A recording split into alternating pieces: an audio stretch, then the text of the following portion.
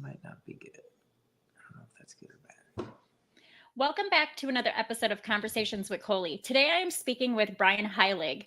Brian is a husband, a father, and the author of the book Breathe, Eat, Poop, and Grow. His book highlighting his journey as the father of a micropreemie. Welcome, Brian. Thank you so much. I appreciate you being here, Nicole. It's been Before we get started, I always ask an icebreaker question. So this is the one I created for you. Share one lesson in life, or share one lesson life has shown you so far. Trust in God. Yeah, especially with your journey. Yes, exactly. Yeah. So tell everybody about yourself. Okay, so originally from Chicago, met my wife in high school 34 years ago. We moved in together in 95 and we've been together ever since. This year we'll be celebrating 23 years of marriage. Congratulations. Thank you. Appreciate it. We now have two small children. Grayson just turned 7 and Nathan is 4. He'll be 5 in October. And we have our little dog, Slinky. She's a mini golden doodle, and she's about 2.5. Oh, that's awesome. Yeah. So talk about when you first found out you were pregnant and how that whole journey kind of went. So prior to finding out when we were pregnant, it was kind of like we didn't want kids. Let me say that. I was very scared and reluctant to have kids just because I always wanted everything to be perfect. You know, we have to have the right amount of money and we have to have the stability and the job and all of that. Yeah. And we just delayed until it was then not happening because we said, well, let's just try to have a kid, not thinking anything, just not being protective. But then noticed it wasn't happening year after year after year. And we're like, oh, wow. So then we got a little bit more serious because we were in our late 30s. And so Dianna said, hey, look, let's get checked out. And we found out that she was producing less eggs and they were not, as strong, I guess. I don't know. Right. Weaker eggs. And so then we were presented different options. What can we do about it? And the one option that we chose to do in the States at that time was IVF. So we went through that whole process. I mean, that's just insane for women. Guys definitely cannot handle that. The daily shots in the stomach and just everything that's about it. Yeah. And we did the egg extraction, and then a couple days later, the embryos were supposed to be formed, and then we're going to do the day of implantation. And we were ready to go in the morning, and the doctor called and said, listen, don't come. None of the embryos made it. So that was a very difficult time. We just didn't really think that we were going to have kids. But then a friend of mine at work said, hey, listen, I don't know if you know, but we have 3 children, and we did the foster program here, and we were in South Florida at the time, Broward County. We did foster to adopt. And so we never even thought that was a thing. We didn't know anything really about fostering. And we then found ourselves going through the 6-week fostering program, which was that could be a whole nother podcast. But we became foster certified. And then within a week, they said, hey, listen, we have Eva. She's 7 days old. Do you want her? We said yes. And we found out very early on that we weren't going to be able to keep her for very long, just because the parents, they did something that wasn't good, but wasn't, what you're thinking, like foster care program. So, but we did have her for 5 months. And when we gave her back, it was very difficult. And that was pretty much it. We're not going to have kids. It's just over. Let's just, continue on with our lives. And then I had friends of mine who I had worked with in Mexico. And they said, hey, listen, we're getting the band back together. We're going to open up a resort or get the resort going in Cancun. Do you guys want to come? Because we lived in Puerto Vallarta for several years, working for the same company years before. Mm-hmm. And I presented the option to Dianna, and she said, I don't know, but our friend that lived there was actually the acupuncturist for an IVF doctor who had very high success rate. So Dianna said, listen, I'll go if we do IVF, if we do it again. I'm like, babe, that's on you. You know, I'm down, but shoot, if you can handle it. Yeah. So we did. We started the IVF process in Mexico, and lo and behold, she gets pregnant. Ooh. So when we found out, so now I'm answering your question. Can you imagine? Yeah, no. So, thank you for the background, because I really didn't know that much of the journey, but yeah, thank you. Yeah, my pleasure, just to get the scope of it. Yeah.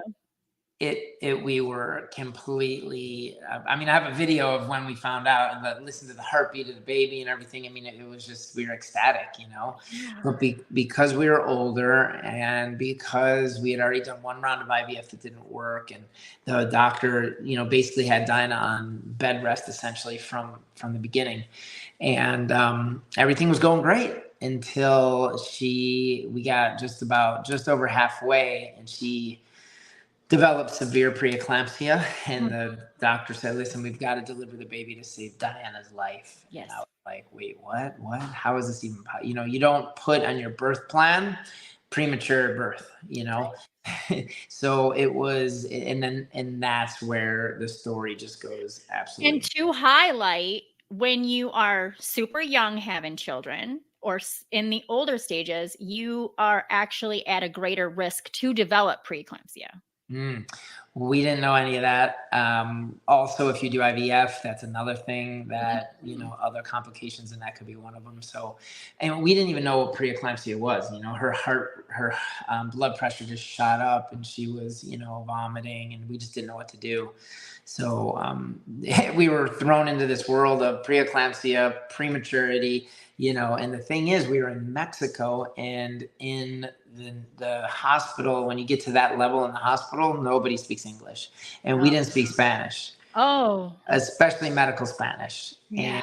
And so that was another set of issues, because we really didn't know what was going on, you know?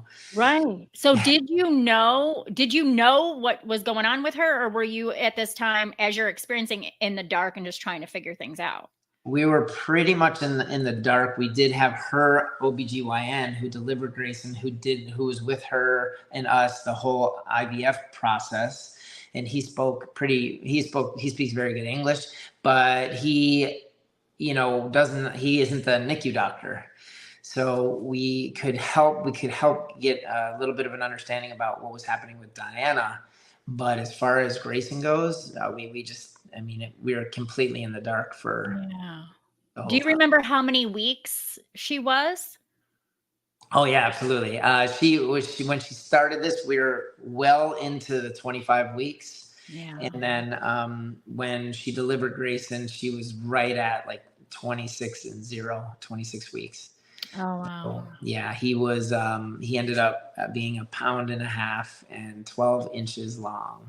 Oh. Yeah, it was crazy. And so we're in the NICU in Mexico, and literally just have no idea what's happening. And Dianna could not see him right away because she was dealing with her own issues.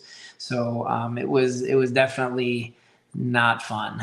And that's where, you know, I was just at church today, and I think, you know, I kind of got this kind of message that, as I'm speaking about this, I'm going to encourage people to, you know, get with God before you need him. Yeah. Because it could make the journey at least a lot more, I don't know. There's some kind of peace around that if you have, you know, that knowing that everything is. Yeah. So can you talk about how because we don't get the dad's point of view a lot of times. Like sometimes there's moms that are willing to come forward and share what they're thinking, what they're experiencing as first time moms going through something scary like this. Can you talk about how, as a dad, what that's looking like for you as you're receiving the news, as you're kind of take us through that journey, if you wouldn't mind? Absolutely. It is definitely, you know, the dads have to keep it all together, and they're the ones, you know, that, you know, carry the day and all that kind of stuff. But it's a disaster. I mean, you know, the pressure, and you want to be there for your wife. You want to be there for your son. But, you know, I don't know how to do life without my wife. and to be able to have to go see Grayson without her for the first time. I didn't even want to go, which sounds crazy, but I didn't know what to say, how to act.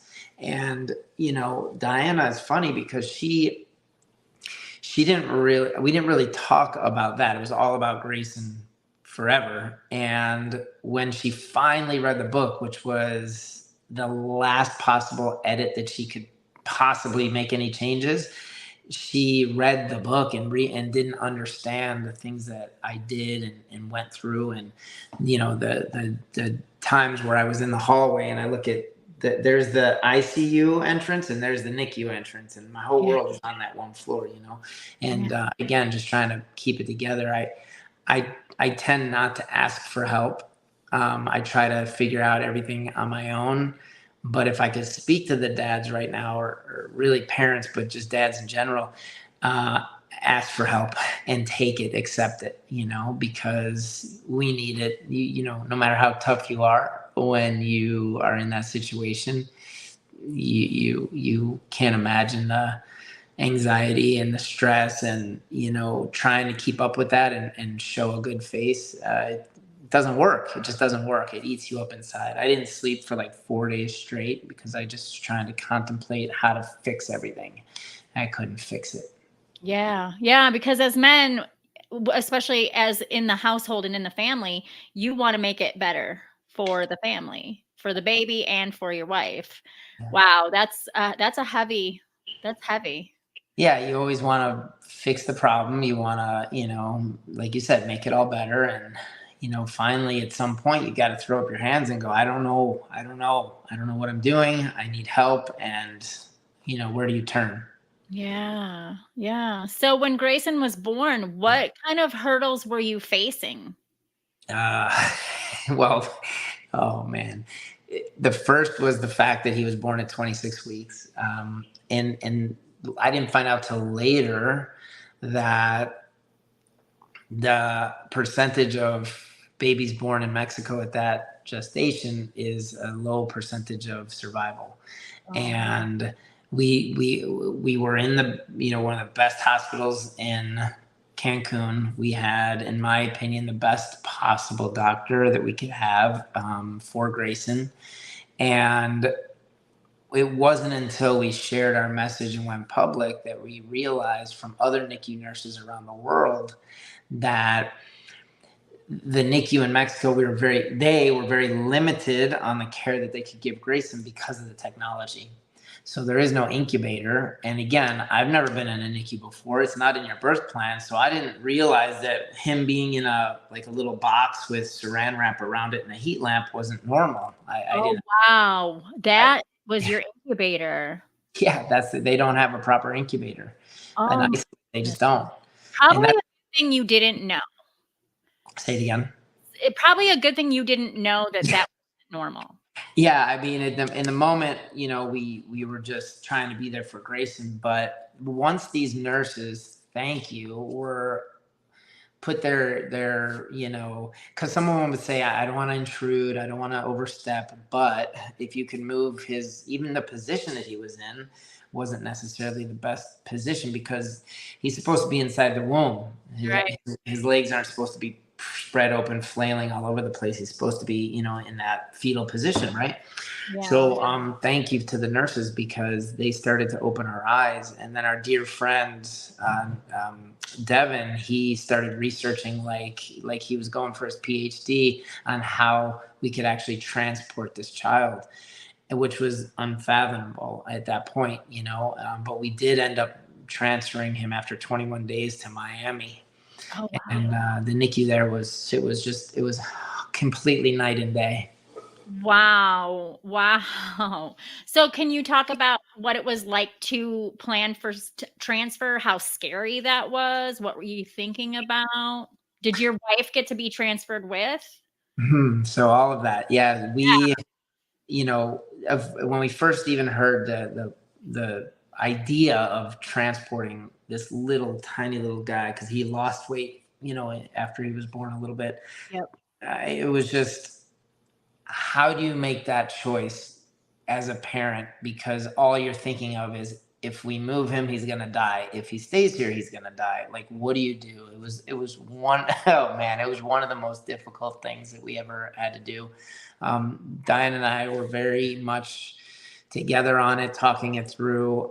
We spoke to her doctors in Mexico, and they were able to speak to the doctors in Miami, and because they speak Spanish in Miami very well, and so they were going back and forth, and what they deduced was that for Grayson to have the best possible chance, that it would be best to move him. But then it was, well, how do we move him? I mean, I don't know anybody with a jet that can transport a child, right? And unfortunately, that world, we found out, was very scammy, very shystery. It was all about, give me the money and then I'll tell you the details, because they're preying on you in your most vulnerable state. But luckily, the Miami hospital had their transport team that they worked with, and they were absolutely phenomenal. I mean, it was just like another day in the office to them. Where we're seeing this transport happen was, I mean, I filmed it, I took pictures, I wrote about it specifically in the book, but it was otherworldly. It was crazy. And the doctor in Mexico, he was so fascinated by their mobile equipment that was light years beyond his equipment. Yeah. Oh my gosh. So they're doing all this stuff with nothing, basically. Yeah, I mean, I showed the Miami doctors and nurses the pictures of the NICU and of the tools and the equipment that they had. And one guy, he goes, wow, this is crazy, because in school I remember reading about the way it used to be and the tools they used to have, like decades ago. Right. And that's how it is in Mexico. And you're thinking, like, it's Cancun, Right. So is it because it's so expensive for them that they can't get their hands on these materials and these tools? And that's the first time anyone's ever asked me that, and I don't have an answer. I really don't. We had another friend of ours in Puerto Vallarta. Same thing. Baby was born extremely premature. Same kind of equipment, same kind of limitations. I mean, and really part of the mission that for us is, by doing these talks and by writing the book and everything, and all net proceeds of the book go toward this, is helping put proper incubators in the Mexican hospitals, because I could see babies come in and babies would leave because it's a private hospital. They had to go to like a different lower level hospital. And I looked at the doctor, and he was just like, shaking his head and sad, because he knows what's going to happen. And unfortunately, the babies just don't make it. So we want to get a proper isolate there and call it the G unit for Grayson. Yeah. And Grayson sounds like he was being watched over and is very lucky to be here. Oh yeah, 100%. Yeah, the doctor, actually, Dr. Campos in Mexico, when we first saw Grayson, we had then learned that he himself called in a priest to pray over Grayson. Like, it was just incredible, But yeah, when you're going through it, you don't know what to do. You just drop to your knees and pray, because what else can you do? And so yes, we very much, and it's easier to discover the ways in which God had orchestrated everything after the fact. Yeah. You never see it during. No, never during. All you can see is like, what can I do to make this stop and be normal and better, and my baby be healthy and home and all that stuff. Exactly. How long was Grayson in the hospital for? So he spent 21 days in Mexico and then another 84 in Miami. So 105 days in the NICU. Oh my gosh. So when they first transported Grayson, did your wife get to go with him? So no, we had the plane that he was on was tiny. I mean, it's the smallest plane I've ever seen, but it was also super fast. It flew at 45,000 feet, but you never had the ear pop thing, so it was super pressurized for Grayson, you know. And we got from Cancun to Miami in 45 minutes. Like, I mean, we were clipping. But Dianna, we had our dog Cha-Cha at the time in Mexico, and we couldn't put everybody on the plane, so she had to. She said she couldn't handle it being there, you know, without me on the plane. So she's like, "You go." So like, I can handle it, right? Yeah. But Well, yeah, and she had just had a baby and all the things. yeah, Yeah. she couldn't lift anything, so I had to, you know, I could only bring a backpack in like one bag, you know. But so I had friends and stuff come and help. Her mom was there too, so her and her mother and Cha-Cha with our friends kind of helped her get some of the luggage back. But yeah, so it was the next morning she arrived. Oh, wow. But Yeah. still, how scary, because for for a mom, you want to be there to make sure everything is, gonna go off without a hitch. You know what I Exactly. mean? Especially how touch and go it was to transport him. What were you thinking when you were on the plane, like getting to the hospital? It was, I had to like take pictures and videos and to almost distance myself from just the sheer stress. And I think there's three nurses, or I don't know if they're doctors, transport people that came. There was one that was the main person that she was never took her eyes off Grayson, and the whole time she's typing, like, even though we were in the air, she was sending Miami messages second by second.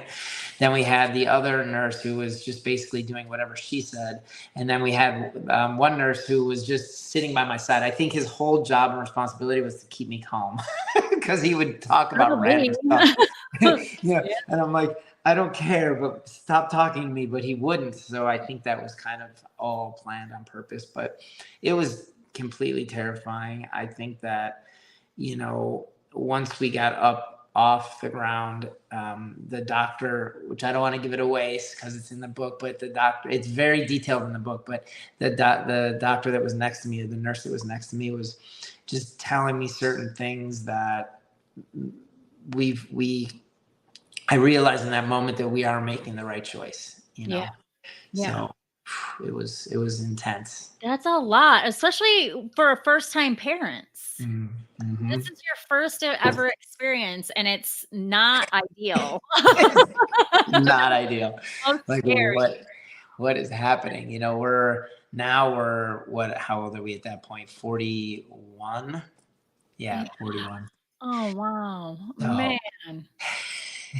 it was crazy. Yeah, absolutely. So what inspired you to write the book? We had at one point in our journey, there was too many people to update individually, so we chose to use Facebook as our platform and went live to try to update everybody. Yeah. And thank goodness we did that, because that ended up going worldwide, and that's where the nurses reached out and everything. But in one of our lives that we were when we were kind of giving updates, it was so unbelievable, this story that was happening. People would tune in like the Truman Show, you know, what's going on with the Heiligs today. Yeah. And our friend, she said, "Hey, you should write a book. This is just that crazy." And in the moment, you're like, haha, yeah, right. But something got in there, seed was planted. And then when we would tell other people after the fact about our story, they were like, wow, that's like a movie, or that's like a book, or what have you. And so then it was like, you know what, I'm going to write the book. But I procrastinated for about 3 years. And finally, we were actually at church. And the pastor said, "Hey, have you ever asked what God wants you to do with your life?" And I never heard that before. I was like, well, that's different. No, it's all about me and what I want, you know? And he goes, "Yeah, let's try it. So close your eyes and just ask." And I did. And for me, is instant. It's write the book, speak about it, transform lives.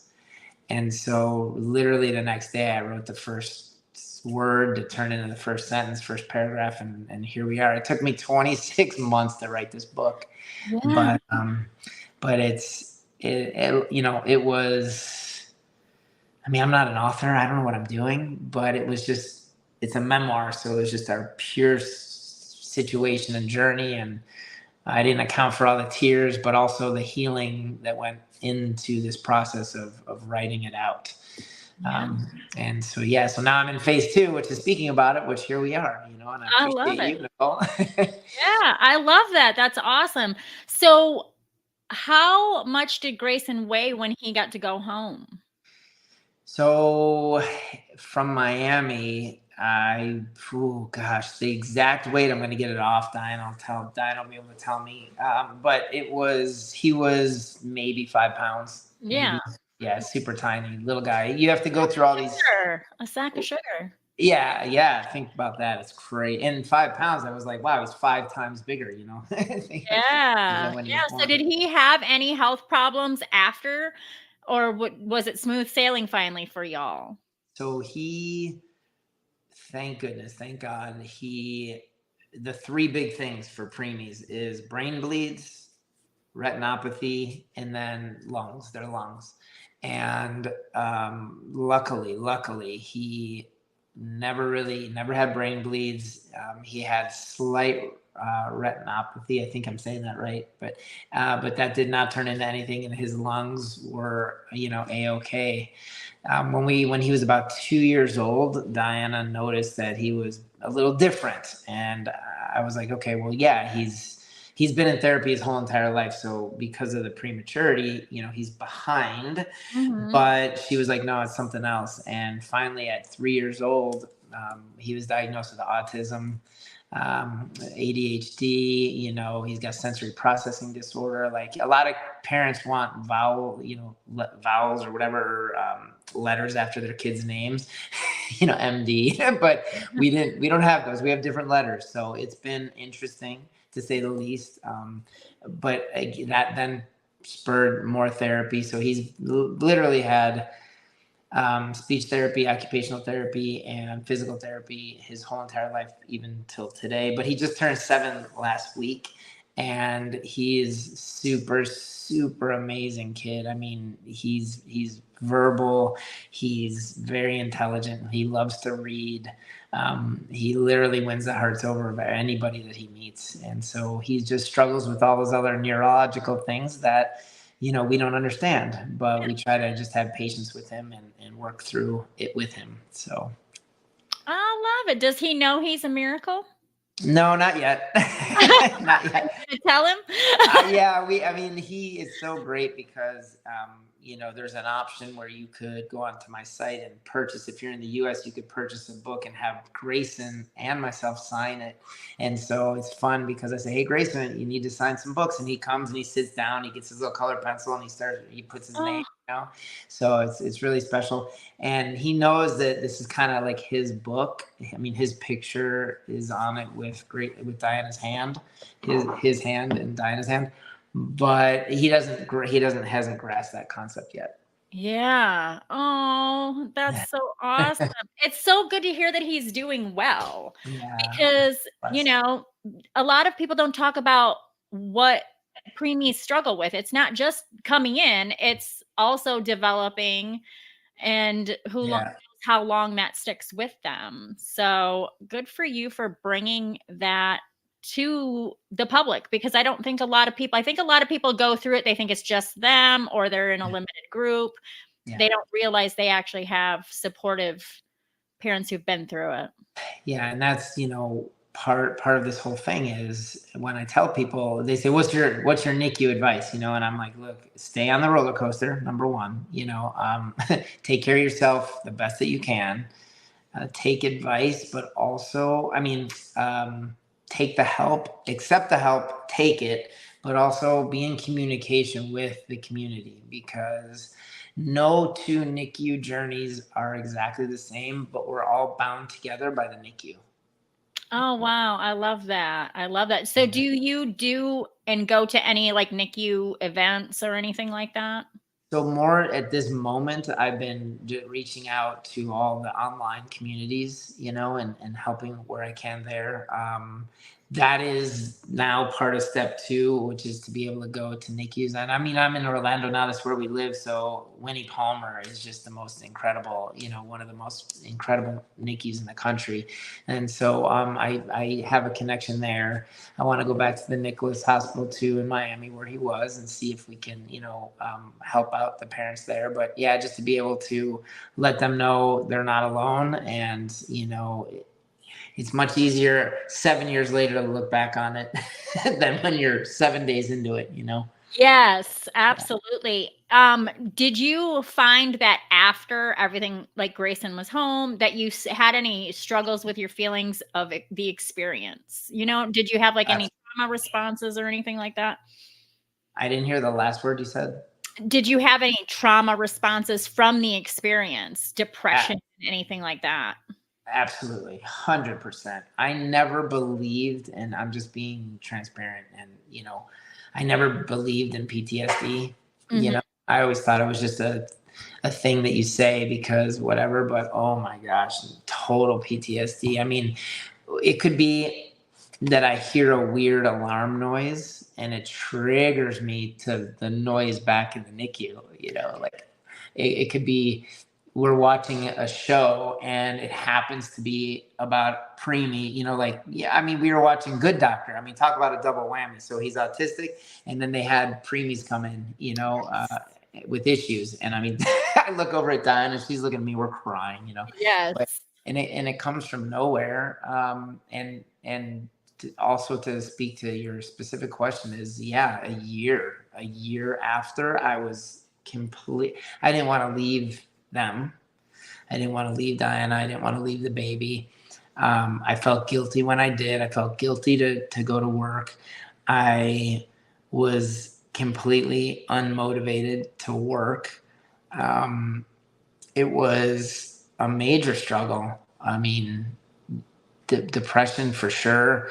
Just the whole thing. You get to this like, why me, and how do I snap out of it? And I wish I had that answer for people because I think for me anyway, it just literally took time. Mm-hmm. Mm-hmm. Yeah, I think a lot of people don't realize going through something like that, there is a response after the fact. If it's like being an OCD parent that's overly protective and won't leave their child for years and years, you hear of these people that have postpartum OCD and things like that, and it comes from experiencing trauma during the birth. And I don't think a lot of people realize that. Did that cause any problems for you all when you were first home, or were you able to recognize it and kind of work on it? You mean between Dianna and myself? Yeah, just, I mean, as a family unit. Mm-hmm. Yeah. I think that Dianna and I have worked very hard through the years and through our marriage at communication. So, and doing it on purpose. So I think that is what really helped us through this situation, because sure, there's times where we both just want to be in our own thoughts, but that's also very dangerous, So, luckily we were able to communicate throughout and just let each other know, listen, I'm not doing well. What do you need? Do you need me to just listen? Do you need me to go away? Like, do you need me to just sit? What do you need? And we would both kind of go through that for sure. But luckily our marriage, if anything, it became stronger. I love that. I think that the problem lies sometimes in couples is when you stop communicating. Yeah. Yep. And asking those questions. What do you need? Do you want me to go away? And not being offended. Right. Yeah. No. Look, I get it. Just leave me alone, Yeah. Yeah. That's awesome. Thank you for highlighting that, because I don't think that we talk enough about that being an okay and accepted response of saying, just leave me alone. Yeah. For just the day. And like you said, and being okay with it. Been through a lot. Yeah. Because, it's like,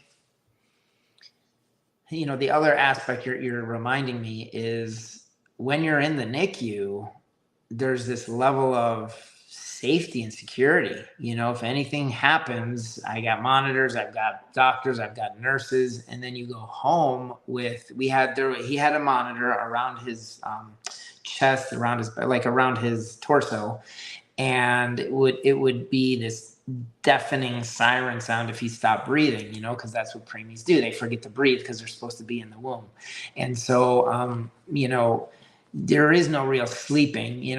I've heard of newborn, like new mothers and fathers watching to make sure that their healthy, perfect baby is breathing. Well, the NICU babies is just a whole nother level, because it's almost like you're waiting for the sirens to go off because that's what you're used to. But it's scary to leave the NICU. Super scary. I bet. You don't know what to do. You don't know what happens if something happens. Yeah. It's crazy. Yeah, and that's probably a whole nother podcast as well. So, Brian, what are your plans for the future now that the book is written? Because you still have so much to do. Yes. With the speaking and transforming people's lives. So, what does that look like for you? I am being, how can I say this? So typically I always am this person that has to make things happen. And I'm participating in like you and I mean, we just talked to each other like yesterday, I think, or the day before, but it was like, I read what you posted or whatever. I can't even remember, but I was like, okay, here's my situation. Maybe we'll do it. I feel like I'm being led right now. I do have one speaking an engagement in August for a Rotary Club that's very active. So hopefully that'll start to get things going. My actual daytime job is I am a sales trainer and I speak in front of groups. So it's, kind of, it's just going hand in hand essentially. But I think moving forward now we're at the point where, okay, the book's been out for, 4 months. I am already having an enormous outreach of write the second book, because there's a lot more to say. But also it's now time to reach out to NICUs and churches and so forth. So that's where I'm at right now. I'm also wanting to create the audio version, and it's just so happened, I'm not trying hard at trying to make things happen, if that makes any sense. Yeah, I think sometimes it takes its own journey and just you have to follow along with it. So yes. I like that. It's very authentic unfolding. Yes, exactly. Like I'm at this place of, okay, I'll go here. Okay, I'll go there. It's just, I've never had that before. So I'm just trusting in God and the calling that he gave me to pursue avenues. Like I did a podcast interview and I said, I want to do the audio version. And he was like, oh, well, all you need is this exact microphone, this exact software, find a place where it doesn't sound like you're in a bathroom. And then I suggest, yes. Yeah. And then send me the audio. I'll put it together. I was like, yeah, perfect. Nice. See, it's all aligning. That's awesome. Exactly. That's when you know that it's because you were asked in church. Exactly. What are you gonna do? Yeah, it's so much. It relieves so much pressure. You just answer the call. Yeah, answer the call. I love that. A lot of people, I think, they get the call is knocking on the door, and they don't answer the call. But when you answer the call, everything just kind of happens. Yeah, and I think the vision I see. I mean, again, I'm not. What's the word? I'm not attached to my vision. I'm just doing what I'm being called to do, right? And I think that, but the vision that I ultimately see long term, or not even that, just whenever the time is, being able to speak on stages all over the country, all over the world, and have that be my thing to then transform many people's lives in whatever capacity that is. If it's premature parents, or if it's just anyone who maybe has lost their faith. I mean, it's crazy because Amazon, I didn't realize this, but from the reviews of the book, they created through their AI technology kind of a synopsis, and it's so crazy because what their AI tools are saying about the book is, restoring faith in humanity, bringing people closer to God, restoring their faith in God, like all these things that are the calling, it's so crazy. Look at that. Look at that. I love that. I am getting a book signed by you and Grayson because I have. I love that. Thank you. And so, how do people find the book? So it's, if you go to my website, it's my first name, last name. So BrianHeilig.com, BrianHeilig.com. You can go, then it'll link you either directly to Amazon, or if you wanted the signed copy, and again, you're in the US, then it'll give you that option as well. We use Stripe, so everything's, real.